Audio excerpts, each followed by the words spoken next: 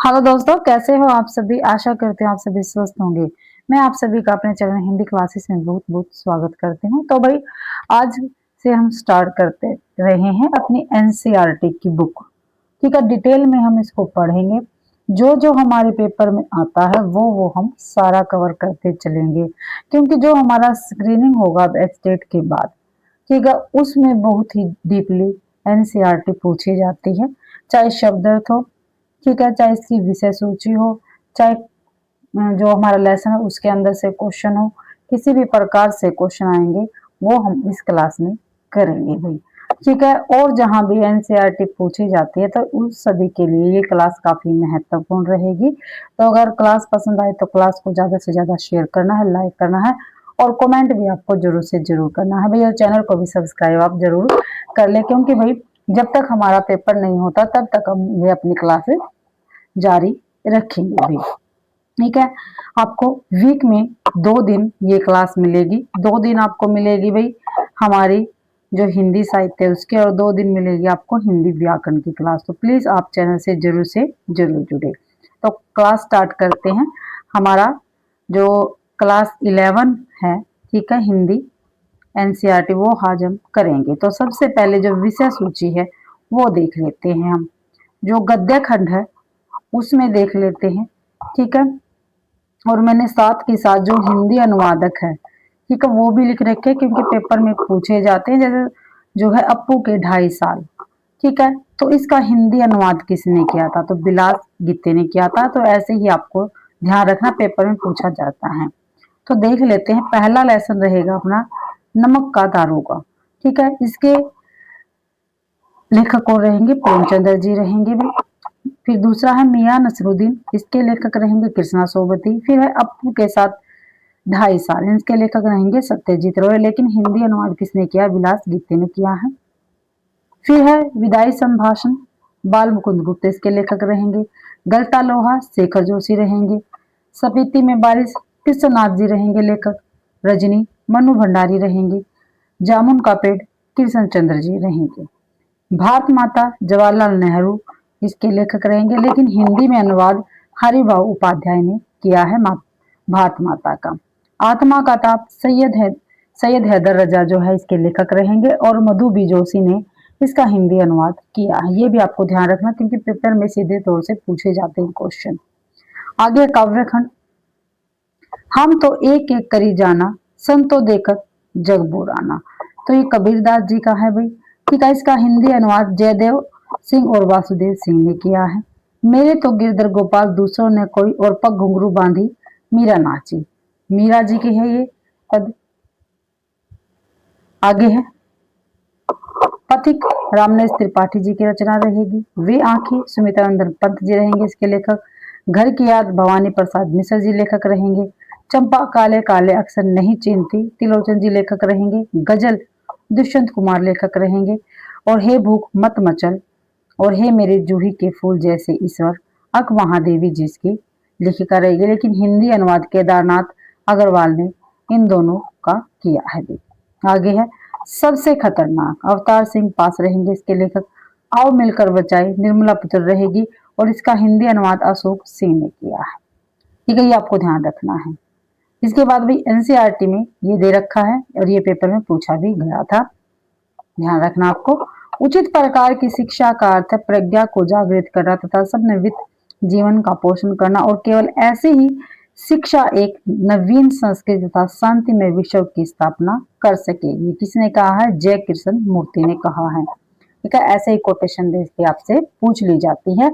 अगर हमारा एनसीईआरटी हमें पढ़ना है तो अच्छी प्रकार से पढ़ना होगा। एनसीईआरटी में जो भी कुछ दे रखा वो हमें पढ़ना ही होगा, पूछा जाता है पढ़ने में।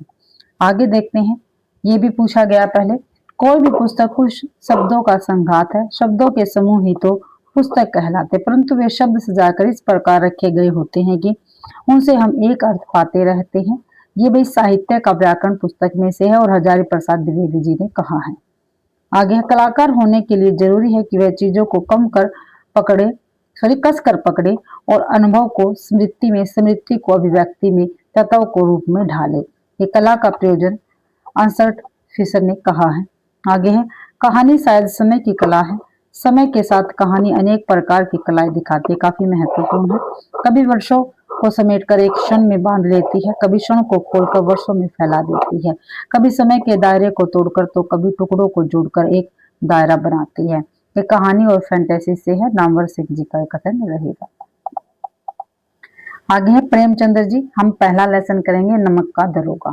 ठीक है, पहले हम लेखक परिचय करेंगे, फिर उसके बाद हम जो हमारा लेसन है उसको हम अच्छी प्रकार से करेंगे। उसमें से जो छोटे छोटे क्वेश्चन है वो मैं आपको साथ के साथ बताती चलूंगी, आप नोट कर लेना भाई, ठीक है, कहीं पर। तो देखो, सबसे पहले कोटेशन काफी महत्वपूर्ण है, ठीक है, क्योंकि ये भाई स्क्रीनिंग में भी पूछी गई है, हमारे स्टेट के पेपर में पूछी गई है, और जहां भी एनसीईआरटी पूछी जाती है उसमें ये कोटेशन पूछी गई है। तो साहित्य वह जादू की लकड़ी है जो पशुओं में, ईंट पत्थरों में, पेड़ पौधों में भी विश्व की आत्मा का दर्शन करा देती है। तो जीवन में साहित्य का स्थान, यहाँ से ये पंक्ति ली गई, किसकी है? प्रेमचंद्र जी की रहेगी।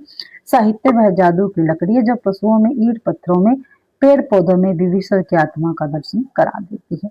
अब हम प्रेमचंद्र जी का जीवन परिचय करेंगे। जो प्रेमचंद्र जी, इनका मूल नाम क्या था? धनपत राय था। जन्म सन 1880 लम्हे गांव उत्तर प्रदेश में हुआ था।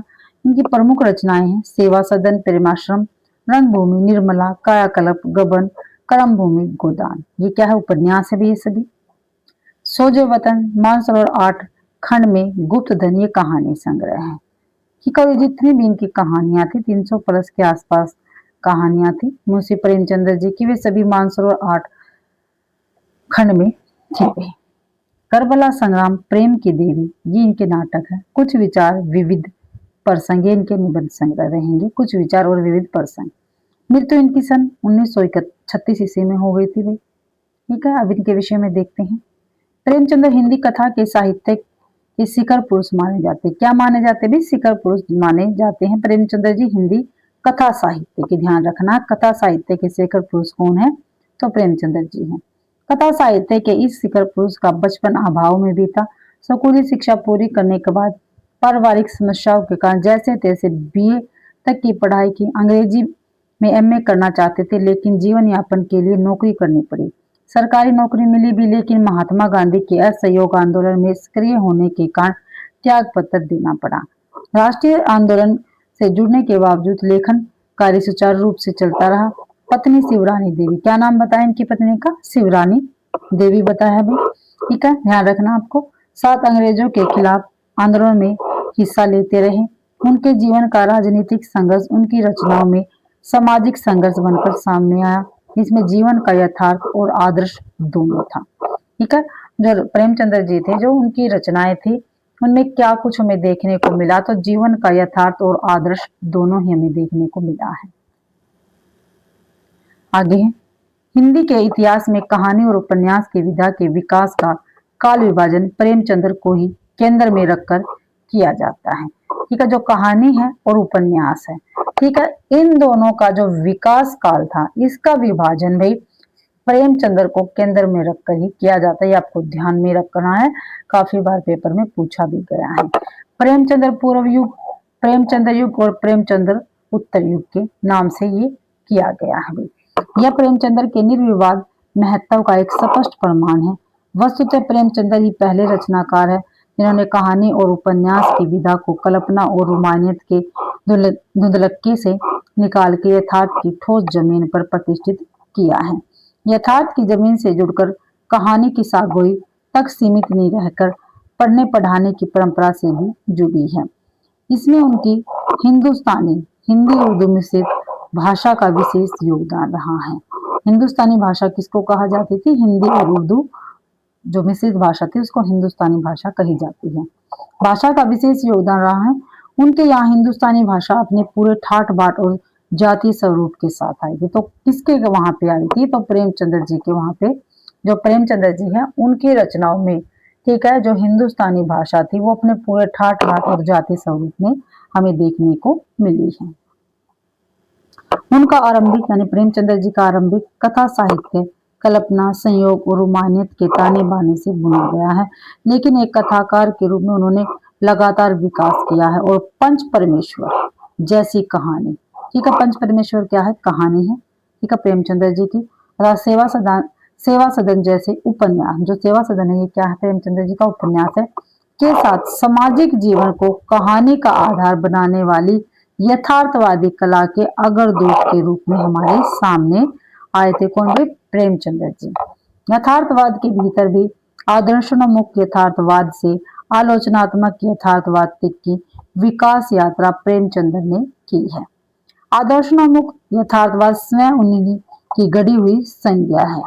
ठीक है, यह कहानी और उपन्यास के क्षेत्र में किए गए उनके ऐसे रचनात्मक प्रयासों पर लागू होती है जो कटु यथार्थ का चित्रण करते हुए भी समस्या और अंतर्विरोधों को अत्यंत एक आदर्शवादी और मनोवांछित समाधान तक पहुंचा देती है।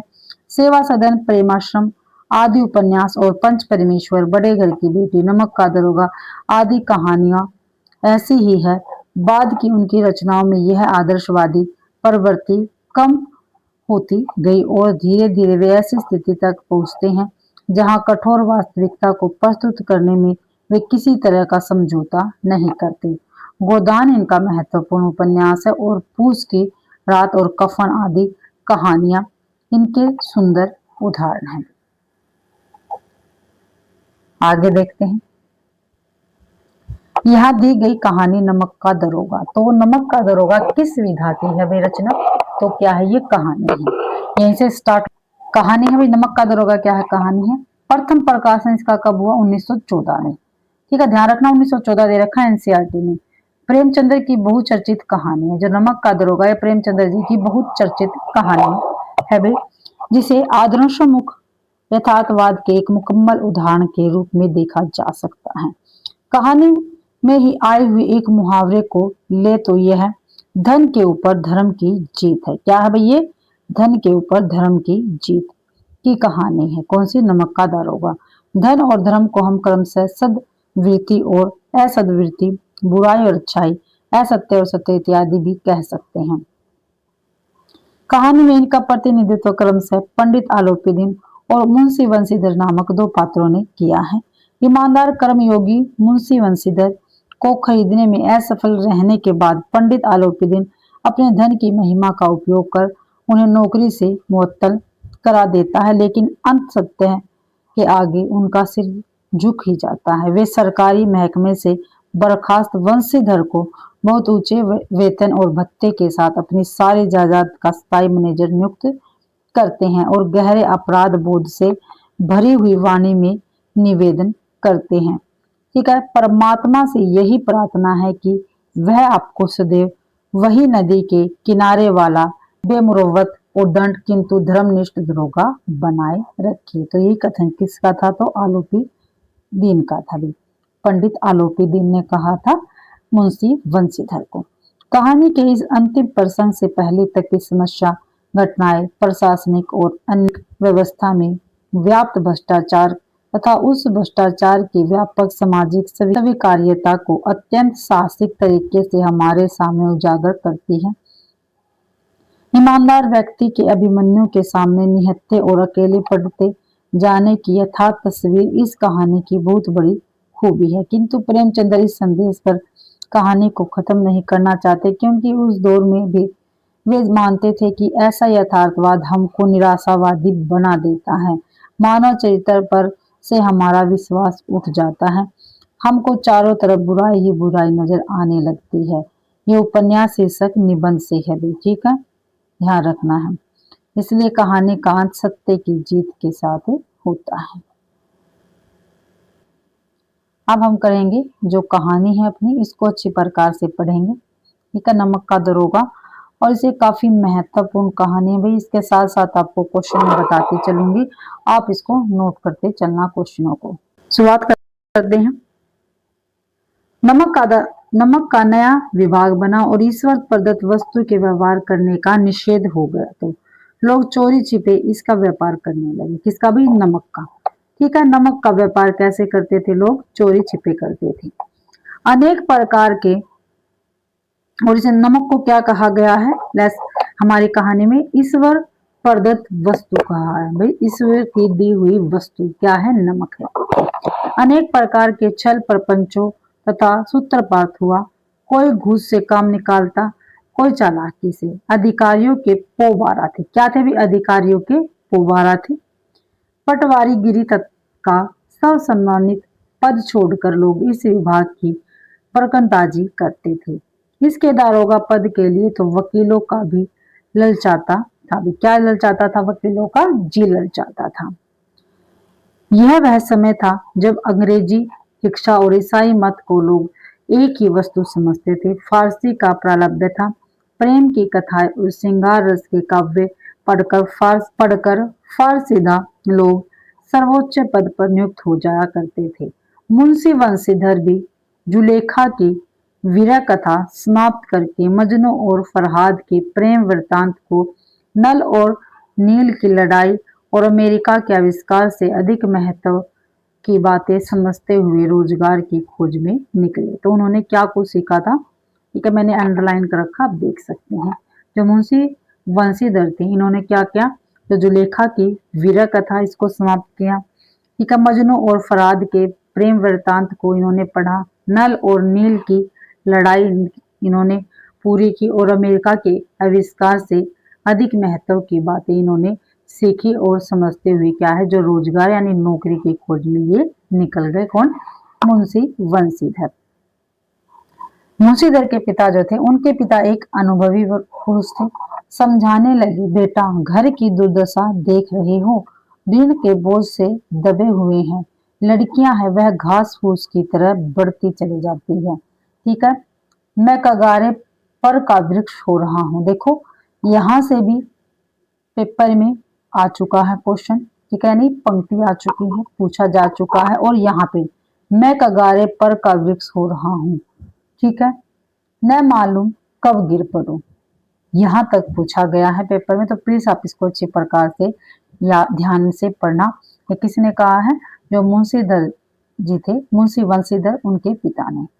अब तुम ही घर के मालिक मुख्तियार हो, नौकरी में ओहदे की ओर ध्यान मत देना, यह तो पीर का मजार है। तो क्या कहा गया भाई? नौकरी को पीर का मजार है। ठीक है, जो ओहदा है उसको क्या कहा गया है? पीर का मजार। निगाहें हमेशा चढ़ावे पर और चादर पर रखनी चाहिए। ऐसा काम ढूंढना जहां कुछ ऊपरी आय हो। मासिक वेतन तो पूर्णमासी का चांद है। जो मासिक वेतन है, इन्होंने क्या कहा? वो कैसा है? पूर्णमासी का चांद है, जो एक दिन तो दिखाई देता है और घटते घटते लुप्त हो जाता है, यानी खत्म हो जाता है। ऊपरी आय, इन्होंने क्या बताया? ध्यान से सुनना। ऊपरी आय बहता हुए स्रोत है जिससे सदैव प्यास बुझती है। ठीक है, ऊपरी आय को क्या बताया? भी बहता हुआ स्रोत है जिससे क्या है? सदैव मनुष्य की प्यास बुझती है। वेतन मनुष्य देता है, इसी से उसमें वृद्धि नहीं होती। ऊपरी आमदनी ईश्वर देता है, इसी से उसकी बरकत होती है। तो ऊपरी आय कौन देता? भी ईश्वर देता है, इसलिए क्या है? इन्होंने बरकत बताई है उसकी। तुम स्वयं विद्वान हो, तुम्हें क्या समझाऊं? इस विषय में विवेक की बड़ी आवश्यकता है। मनुष्य को देखो, उसकी आवश्यकता को देखो और अवसर को देखो, उसके उपरांत जो उचित समझो करो। गरज वाले आदमी के साथ कठोरता करने में लाभ ही लाभ है, लेकिन बेगरज को दाव पर पाना जरा कठिन है।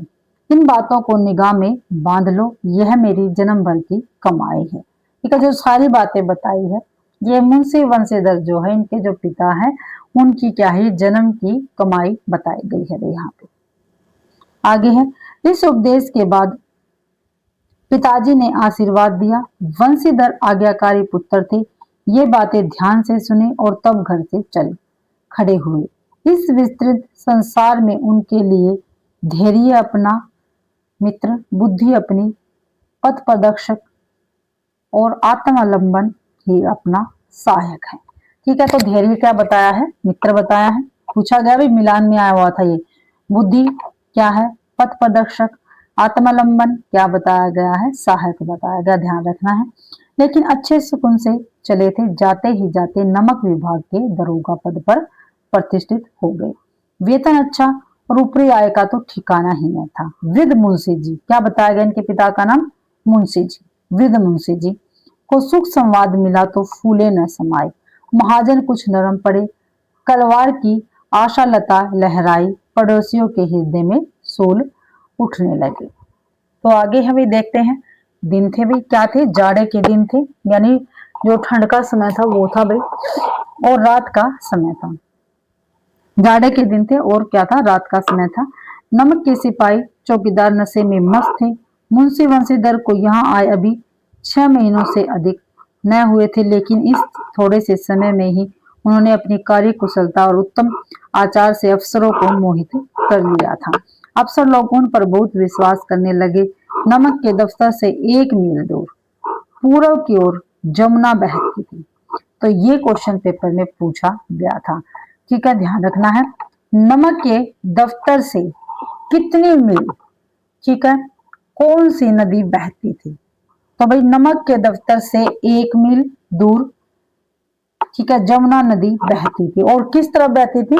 पूर्व की ओर बहती थी। ये भी आपको ध्यान रखना भाई, क्या पता आपकी बार ये पूछ लिया जाए भाई कौन सी तरफ भाई भाई नमक के दफ्तर से कौन सी तरफ जमुना नदी बहती थी। ठीक है, किस तरफ बहती थी? तो पूर्व की तरफ बहती थी, ध्यान रखना। और यमुना नहीं है, जमुना दे रखा है, जमुना, और 1 मील दूर थी भाई। उस पर नाव का एक पुल बना हुआ था, और ठीक है, नाव के लिए क्या बना हुआ था? पुल बना हुआ था। दरोगा जी किवाड़ बंद किए मीठी नींद से सो रहे थे। अचानक आंख खुली तो नदी के प्रवाह की जगह गाड़ियों की गड़गड़ाहट तथा मल्हारों का कोलाहल सुनाई दिया। उठ बैठे, इतनी रात गए गाड़ियां क्यों नदी के पार जाती है? अवश्य कुछ न कुछ गोलमाल है। तर्क ने भ्रम को पुष्ट किया। वर्दी पहनी, तमचा जेब में रखा और बात की बात में घोड़ा बढ़ाए हुए पुल पर आ पहुंचे। गाड़ियों की एक लंबी कतार पुल के पार जाती दिखी। डांटकर पूछा, किसकी गाड़ियां हैं?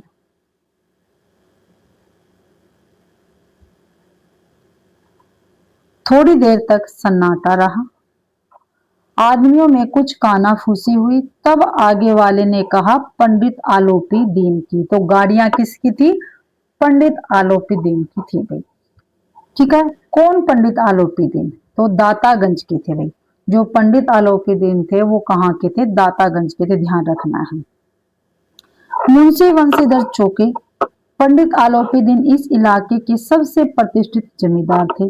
लाखों रुपए का लेन देन करते थे। कितने रुपए का भाई? लाखों रुपए का उनका लेन देन था। इधर छोटे से बड़े कौन ऐसे थे जो उनके ऋणी न हो? व्यापार भी बड़ा लंबा चौड़ा था।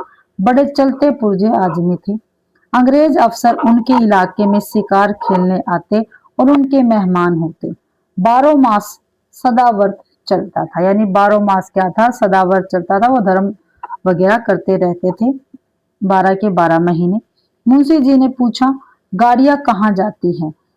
उत्तर मिला, कानपुर। तो गाड़ियां कहाँ जा रही थी? पेपर में क्वेश्चन आया था कि जो नमक की गाड़ियां थी वो कहाँ जा रही थी? तो कहाँ जा रही थी भाई? कानपुर जा रही थी। लेकिन इस प्रश्न पर कि इनमें क्या है, सन्नाटा छा गया। दरोगा साहब का संदेह और भी बढ़ा। कुछ देर तक उत्तर की बाट देखकर वह जोर से बोली, क्या तुम सब गूंगे हो गए हो? हम पूछते हैं इनमें क्या लगा है? इस बार भी कोई उत्तर न मिला तो उन्होंने घोड़े को एक गाड़ी से मिलाकर बोरे को टटोला। भ्रम दूर हो गया, यह नमक के ढेले थे। पंडित आलोपी दिन अपने सजीले रथ पर सवार कुछ सोते कुछ जागते चले आते थे। अचानक कई गाड़ी वालों ने घबराकर हुए आकर जगाया और बोले, महाराज, दारोगा ने गाड़ी रोक दी और घाट पर खड़े आपको बुलाते हैं। पंडित आलोपी दिन का लक्ष्मी जी पर अखंड विश्वास था। तो लक्ष्मी जी पर अखंड विश्वास किसका था? तो पंडित आलोपी दिन का था भाई। वह कहा करते थे कि संसार का तो कहना ही क्या, स्वर्ग में भी लक्ष्मी जी का ही राज्य है। तो ये भी पूछा गया था, भी संसार का तो कहना ही क्या है, स्वर्ग में भी लक्ष्मी जी का राज्य चलता है। तो ये कौन से कहानी का है भी? तो नमक के दारोगा जी से ली गया है। उनका यह कहना यथार्थ ही था। न्याय और नीति सब लक्ष्मी के ही खिलौने। ये भी इनका ही महत्वपूर्ण कथन पेपर में पूछा गया है। वह जैसे चाहती वैसे नचाती है। लेटे ही लेटे गर्व से बोले, चलो हम आते हैं। यह कहकर पंडित जी ने बड़ी निश्चिंता से पान के बीड़े लगाकर खाए, फिर लिहाफ ओढ़े हुए दरोगा के पास आकर बोले, बाबूजी आशीर्वाद, कहिए हमसे ऐसा कौन सा अपराध हुआ कि गाड़ियां रोक दी? हम ब्राह्मणों पर तो आपकी कृपा दृष्टि रहनी चाहिए। वंशीधर रुखाई से बोले, सरकारी हुक्म। पंडित आलोपीदीन ने हंसकर कहा, हम सरकारी हुक्म को नहीं जानते और न सरकार को। हमारे सरकार तो आप ही है। हमारा और आपका तो घर का मामला है। हम कभी आपसे बाहर हो सकते हैं? आपने व्यर्थ का कष्ट उठाया, यह हो ही नहीं सकता कि इधर से आए और इस घाट के देवता को भेंट में चढ़ावे। मैं तो आपकी सेवा में स्वयं ही आ रहा था। वंशीधर पर ऐश्वर्य की मोहिनी वंशी का कुछ प्रभाव न पड़ा। ईमानदारी की नई उमंग थी। कड़क कर बोले, हम उन नमक हरामों में नहीं जो कोड़ियों पर अपना ईमान बेचते फिरते हैं। तो ये किसका कथन है भाई? पंडित वंशीधर जी का ये कथन रहेगा। आप इस समय हिरासत में हैं, आपका कायदे के अनुसार चालान होगा। बस मुझे अधिक बातों की फुर्सत नहीं। जमादार बदलू, तो जो जमादार है उसका क्या नाम है? बदलू सिंह है। तुम इन्हें हिरासत में ले लो, मैं हुक्म देता हूँ। पंडित आलोपीदीन स्तंभित हो गए। गाड़ी वानों में हलचल मच गई। पंडित जी के जीवन में कदाचित यह पहला ही अवसर था कि पंडित जी को यह ऐसी कठोरता बातें सुननी पड़ी। बदलू सिंह आगे बढ़ा, किंतु रोब के मारे यह साहस नहीं हुआ कि उनका हाथ पकड़ सके। पंडित जी ने धर्म को धन का ऐसा निरादर करते कभी न देखा। भाई धर्म को धन का, ठीक है, क्या किया यहाँ पे? धर्म ने क्या किया? धन का निरादर किया है। विचार किया, यह अभी उदंड लड़का है, माया मोह के जाल में अभी नहीं पड़ा, अल्लड़ है, झिझकता है। बहुत दीन भाव से बोले, बाबू साहब ऐसा न कीजिए, हम मिट जाएंगे, इज्जत धूल में मिल जाएगी। हमारा अपमान करने से आपके हाथ क्या आएगा? हम किसी तरह आपसे बाहर थोड़े ही हैं। वंशीधर ने कठोर स्वर में कहा, हम ऐसी बातें नहीं सुनना चाहते। आलोपीदीन ने जिस सहारे को चट्टान समझ रखा था वह पैरों के नीचे से खिसकता हुआ मालूम हुआ। स्वाभिमान और धन ऐश्वर्य को कड़ी चोट लगी, किंतु अभी तक धन की सांख्यिकी शक्ति का पूरा भरोसा था। अपने मुख्तार से बोले, लाला जी 1000 के नोट बाबू साहब को भेंट करो। आप इस समय भूखे सिंह हो रहे हो। ये कितने के नोट? 1000 के नोट भाई।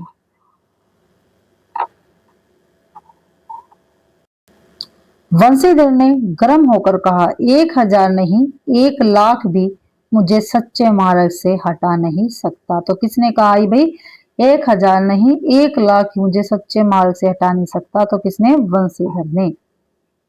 आगे है, धर्म की इस बुद्धिहीन दृढ़ता और देव दुर्लभ त्याग पर मन बहुत झुंझलाया। अब दोनों शक्तियों में संग्राम होने लगा। धन ने उछल उछल कर आक्रमण करने शुरू किए। 1 से 5, 5 से 10, 10 से 15 और 15 से 20,000 तक नौबत पहुंची, किंतु धर्म अलौकिक वीरता के साथ इस बहुसंख्य सेना के सम्मुख अकेला पर्वत की भांति अटल अविचलित खड़ा है। तो पूछा जा सकता है भाई, यहाँ से आप ध्यान रखना, यहाँ से पूछा जा सकता है। आलोपीदीन निराश होकर बोले, अब इससे अधिक मेरा साहस नहीं, आगे आपको अधिकार है। वंशीधर ने अपने जमादार को ललकारा। बदलू सिंह मन में दारोगा जी को गालियां देता हुआ पंडित आलोपीदीन की ओर बढ़ा। पंडित घबराकर 2-3 कदम पीछे हट गए। अत्यंत दीनता से बोले, बाबू साहब ईश्वर के लिए मुझ पर दया कीजिए, मैं 25,000 पर निपटारा करने को तैयार हूँ। ठीक है, कितने में निपटारा करने के लिए तैयार थे? 25,000 में। असंभव बात है, 30,000 पर किसी तरह भी संभव नहीं।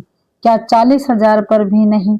40,000 नहीं, 40,00,000 पर भी असंभव है। बदलू सिंह, इस आदमी को अभी हिरासत में ले लो, अब मैं एक शब्द भी नहीं सुनना चाहता। धर्म ने धन को पैरों तले कुचल डाला। आलोपीदीन ने हष्ट-पुष्ट मनुष्य को हथकड़ियां लिए हुए अपनी तरफ आते देखा। चारों ओर निराशा और कातर दृष्टि से देखने लगे। इससे इसके बाद एकाएक मूर्छित होकर गिर पड़े। दुनिया सोती थी पर दुनिया की जीभ जागती थी। काफी महत्वपूर्ण है भैया। सवेरे देखिए तो बालक वृद्ध सबके मुंह से यही बात सुनाई देती थी। जिसे देखिए वही पंडित जी के इस व्यवहार पर टीका टिप्पणी कर रहा था। निंदा की बौछारें हो रही थी, मानो संसार से अब पापी का पाप कट गया है। पानी को दूध के नाम से बेचने वाला गवाला, कल्पित रोजाना मचे भरने वाले अधिकारी वर्ग, रेल में बिना टिकट सफर करने वाले बाबू लोग, जाली दस्तावेज बनवाने वाले सेठ और साहूकार, यह सब के सब देवताओं की भांति गर्दनें चला रहे थे। जब दूसरे दिन पंडित आलोपीदीन अभियुक्त होकर कांस्टेबलों के साथ हाथों में हथकड़ियां, हृदय में ग्लानि और शोक भरी लज्जा से गर्दन झुकाए अदालत की तरफ चले तो सारे शहर में हलचल मच गई। मेलों में कदाचित आंखें इतनी व्यंग्य न होती होगी, भीड़ के मारे छत और दीवारों में कोई भेद न रहा गया। किंतु अदालत में पहुंचने की देर थी। पंडित आलोपीदीन इस अगाध वन के सिंह थे। क्या थे भी? सिंह थे। कौन थे? पंडित आलोपीदीन। अधिकारी वर्ग उनके भक्त, अमले उनके सेवक, वकील मुख्तियार उनके आज्ञा पालक और अर्दली चपरासी तथा चौकीदार तो उनके बिना माल के गुलाम थे। उन्हें देखते ही लोग चारों तरफ से दौड़े। सभी लोग विस्मित हो रहे थे, इसलिए नहीं आलोपीदीन ने क्यों यह कर्म किया, बल्कि इसलिए कि वह कानून के पंजे में आए ऐसा मनुष्य जिसके पास असाध्य साधन करने वाला धन और अनन्य चलता हो, वह कानून के पंजे में आए भी। प्रत्येक मनुष्य उनसे सहानुभूति प्रकट करता था। बड़ी तत्परता से इस आक्रमण को रोकने के निमित्त वकीलों की एक सेना तैयार की गई। न्याय के मैदान में धर्म और धन में युद्ध ठन गया। वंशीधर चुपचाप खड़े थे। उनके पास सत्य के सिवा न कोई बल था, न स्पष्ट भाषण के अतिरिक्त कोई शस्त्र गवाह थे, किंतु लोभ से डामाडोल था भी। यहाँ तक कि मुंशी को यहाँ तक कि मुंशी जी को न्याय भी अपनी ओर से कुछ खिंचा हुआ दिखाई पड़ा भी। वह न्याय का दरबार था, परंतु उसके कर्मचारियों पर पक्षपात का नशा छाया हुआ था। किंतु पक्षपात और न्याय का क्या मेल? जहां पक्षपात हो वहां न्याय की कल्पना भी नहीं की जा सकती। मुकदमा शीघ्र ही समाप्त हो गया। डिप्टी मजिस्ट्रेट ने अपनी रीज में लिखा, पंडित आलोपीदीन के विरुद्ध दिए गए प्रमाण निर्मूल और भ्रमात्मक है।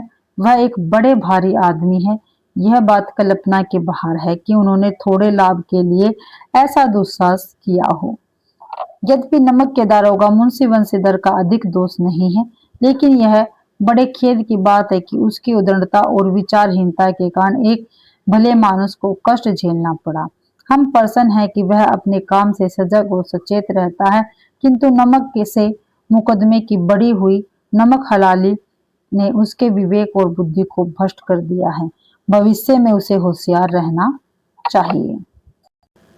आगे है भाई। वकीलों ने यह फैसला सुना और उछल पड़े। पंडित आलोपीदीन मुस्कुराते हुए बाहर निकले। सज्जन बांधवों ने रुपयों की लूट की। उदारता का सागर उमड़ पड़ा। उसकी लहरों ने अदालत की नींव तक हिला दी। जब वंशीधर बाहर निकले तो चारों ओर से उनके ऊपर व्यंग्य वाणों की वर्षा होने लगी। चपरासियों ने झुक झुक कर सलाम किए, किंतु इस समय एक कटु वाक्य, एक एक संकेत उनकी गर्वाग्नि को प्रज्वलित कर रहा था। कदाचित इस मुकदमे में सफल होकर वह इस तरह अकड़ते हुए न चलते। आज उन्हें संसार का एक खेदजनक विचित्र अनुभव हुआ। न्याय और विद्वता, लंबी चौड़ी उपाधियां, बड़ी बड़ी दादियां और ढीले चांगे एक भी सच्चे आदर के पात्र नहीं है। ठीक है, आगे है। वंशीधर ने धन से बेर मोल लिया था।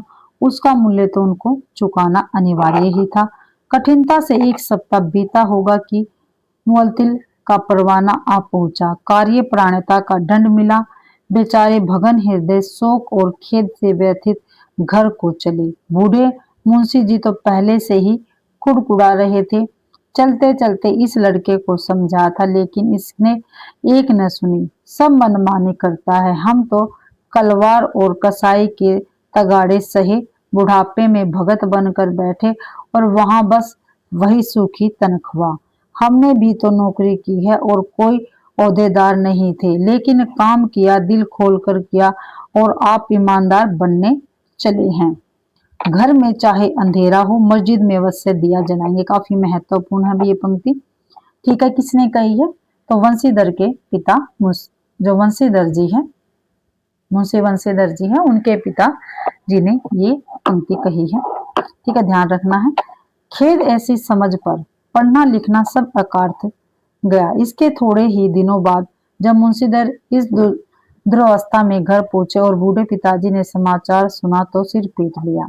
बोले, जी चाहता है कि तुम्हारा और अपना सिर फोड़ लूं। बहुत देर तक पछता-पछता कर हाथ मलते रहे। क्रोध में कुछ कठोर बातें भी कही, और यदि वंशीधर वहां से टल न जाते तो अवश्य ही यह क्रोध विकट रूप धारण करता। वृद्धा माता को भी दुख हुआ। जगन्नाथ और रामेश्वर यात्रा की कामनाएं मिट्टी में मिल गई। जो भी रामेश्वर, पत्नी ने तो कई दिनों तक सीधे मुंह बात भी नहीं की। इस प्रकार एक सप्ताह बीत गया। संध्या समय था। बूढ़े मुंशी जी बैठे राम राम की माला जप रहे थे। इसी समय उनके द्वार पर सजा हुआ रथ आकर रुका। हरे और गुलाबी पर्दे, पछिए बेलों की जोड़ी, पछिया यानी पश्चिमी बेलों की जोड़ी, उनके गर्दनों में नीले धागे, सींग पीतल से जड़ी हुई, कुछ नौकर लाठियों कंधों पर रखे साथ थे। मुंशी जी अगवानी को दौड़े। देखो तो पंडित आलोपी दीन है। झुककर दंडवत की और लल्लो चौपों की बातें करने लगी। हमारा भाग्य उदय हुआ जो आपके चरण इस द्वार पर आए। आप हमारे पूज्य देवता है, आपको कौन सा मुंह दिखावे। मुंह में तो कालिख लगी हुई है, किंतु क्या करे, लड़का भागा कपूत है, नहीं तो आपसे क्यों मुंह छिपाना पड़ता। ईश्वर ने संतान चाहे रखे, पर ऐसी संतान न दे। आलोपी दीन ने कहा, नहीं भाई साहब, ऐसा न कहिए। मुंशी जी ने चकित होकर कहा, ऐसी संतान को और क्या कहूं। आलोपी दीन ने वात्सल्य पूर्ण स्वर में कहा, कुल तिलक और पुरुषों की कीर्ति उज्जवल करने वाले संसार में ऐसे कितने धर्मपरायण मनुष्य हैं जो धर्म पर अपना सब कुछ अर्पण कर सकते हैं। पंडित आलोपी दीन ने वंशीधर से कहा, दारोगा जी, इससे खुशामद न समझिए। खुशामद करने के लिए मुझे इतना कष्ट उठाने की जरूरत न थी। उस रात को आपने अपने अधिकार बल से मुझे अपनी हिरासत में लिया था, किंतु आज मैं स्वेच्छा से आपकी हिरासत में हूँ। मैंने हजारों रईसों और अमीर देखे, हजारों उच्च पदाधिकारी से काम पड़ा, किंतु मुझे परास्त किया तो आपने। मैंने सबको अपना और अपने धन का गुलाम बनाकर छोड़ दिया। मुझे आज्ञा दीजिए कि आपसे कुछ विनय करूं। वंशीधर ने आलोपी दीन को आते देखा तो उठकर सत्कार किया, किंतु स्वाभिमान सहित समझ गए कि यह महाशय मुझे लज्जित करने और जलाने आए हैं। क्षमा प्रार्थना कर चेष्टा नहीं की, वरन उन्हें पिता की यह ठुकुर सुहाती ही बात ऐसा सी प्रतीत हुई। पर पंडित जी की बातें सुनी तो मन की मैल मिट गई। पंडित जी की ओर उड़ती हुई दृष्टि से देखा, सद्भाव झलक रहा था। गर्व ने अब लज्जा के सामने सिर झुका दिया। शर्माते हुए बोले, यह आपकी उदारता है जो ऐसा कहते हैं। मुझसे जो कुछ अविनय हुई है उसे क्षमा कीजिए। मैं धर्म की बेड़ी में जकड़ा हुआ था, नहीं तो वैसे मैं आपका दास हूँ। जो आज्ञा होगी वह मेरे सिर मत्थे पर। आलोपी दीन ने विनीति भाव से कहा, नदी तट पर आपने मेरी प्रार्थना नहीं स्वीकार की, किंतु आज स्वीकार करनी पड़ेगी। वंशीधर बोले, मैं किस योग्य हूँ, किंतु जो कुछ सेवा मुझसे हो सकती है उसमें त्रुटि न होगी।